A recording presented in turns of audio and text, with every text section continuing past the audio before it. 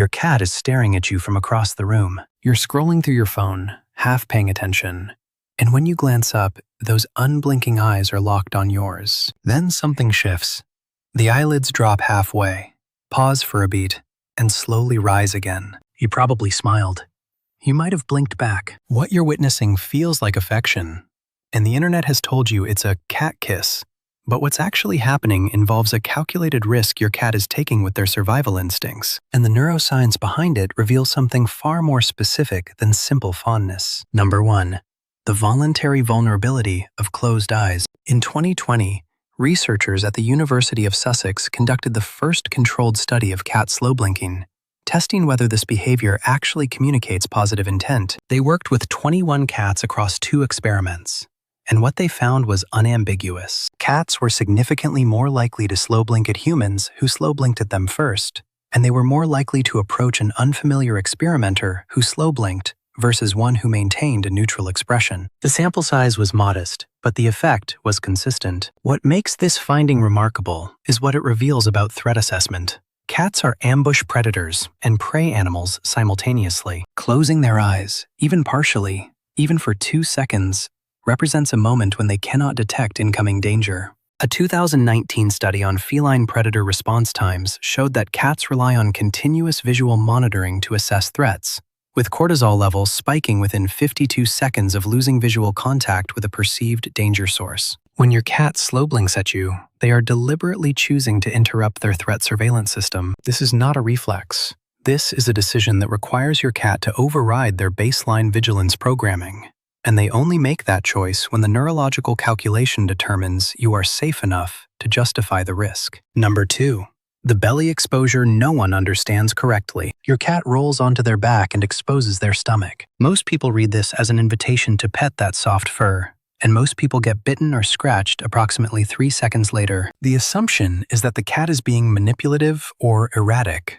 Both of these interpretations miss what the behavior actually signals. Researchers at the University of Lincoln studied defensive postures in domestic cats and found that belly-up positioning is never a submission signal in felines, the way it is in canines. In cats, exposing the stomach makes all 4 sets of claws and the teeth simultaneously available for defense.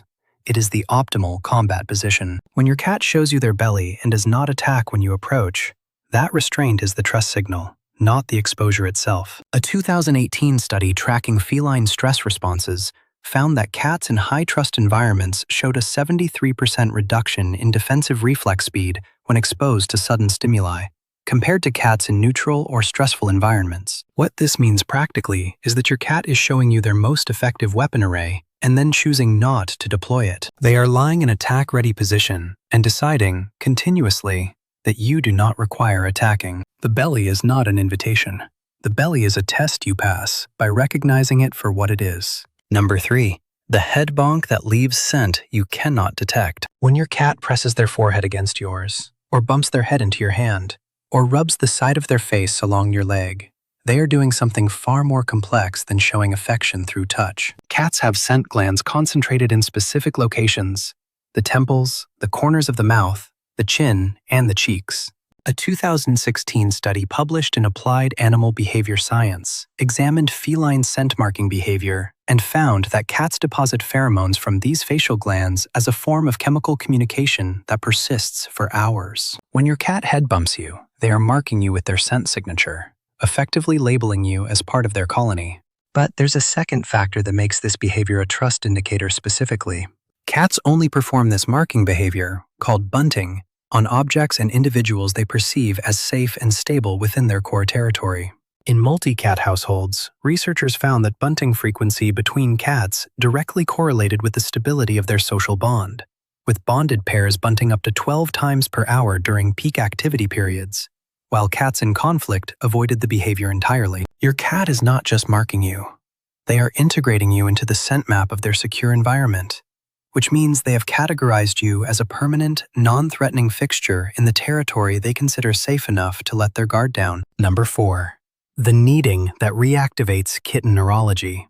Your cat climbs into your lap, curls their paws under, and begins pressing rhythmically into your thigh, claws sometimes extending just enough to be uncomfortable. This behavior, called kneading, originates in kittenhood. Nursing kittens knead their mother's mammary glands to stimulate milk flow.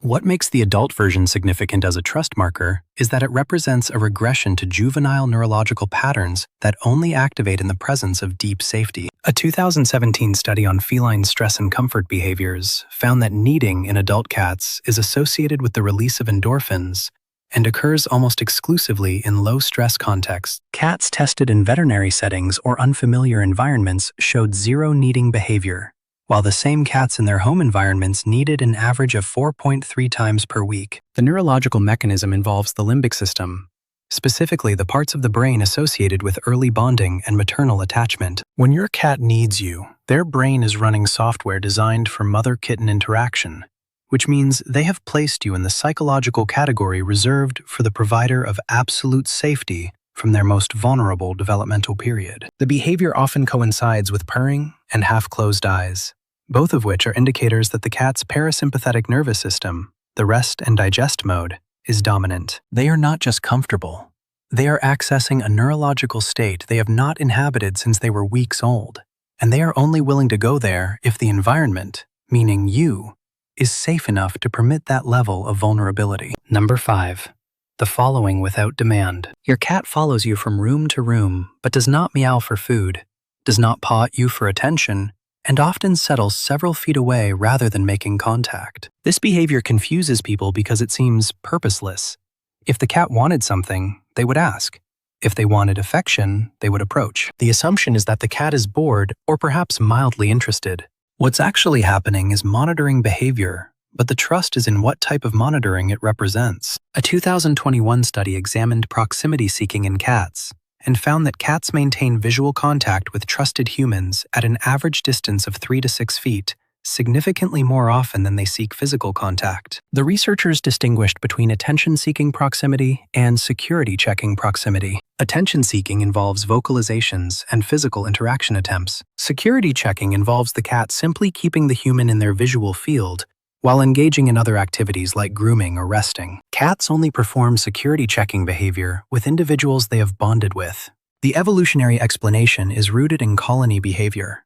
In feral cat colonies, bonded cats maintain visual awareness of each other's locations throughout the day, which allows them to respond quickly to threats that any member of the colony detects. When your cat follows you without asking for anything, they are treating you as a colony member whose location they need to track for mutual safety purposes. They trust you enough to consider your presence a component of their security system, which is why they are less concerned with interaction and more concerned with simply knowing where you are. Number 6. The sleep proximity that violates their survival instincts. Your cat sleeps on your bed, and not at the foot where they could escape easily, but pressed against your legs or curled in the crook of your arm, or sprawled directly on your chest. Sleep is the most vulnerable state a cat enters. Their reaction time drops, their sensory awareness decreases, and their ability to flee from danger is compromised. A study conducted at Lincoln University in 2014 examined where cats chose to sleep in relation to their stress levels, and found that cats experiencing chronic stress avoided sleeping in open areas or in contact with humans, preferring enclosed hiding spots where they could monitor entrances. Cats in low-stress, high-trust environments did the opposite.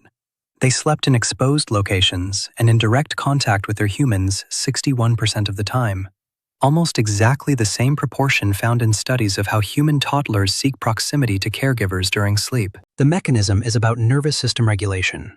When your cat sleeps on you, they are allowing their cortisol levels to drop and their heart rate to decrease to true resting rates, which only happens when the brain determines that the environment is secure enough that the cat can afford to be unconscious and immobile. Cats sleep 12 to 16 hours a day, and where they choose to spend those hours reveals who and what they trust to keep them safe while they are incapable of keeping themselves safe.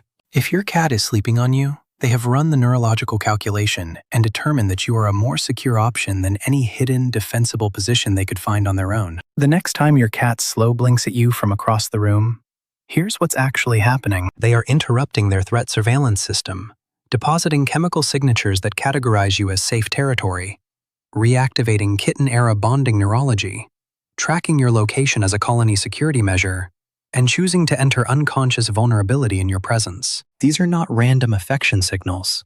These are calculated decisions your cat's brain makes by weighing risk against the evidence of safety you have provided over weeks and months of interaction. The research on this is not ambiguous.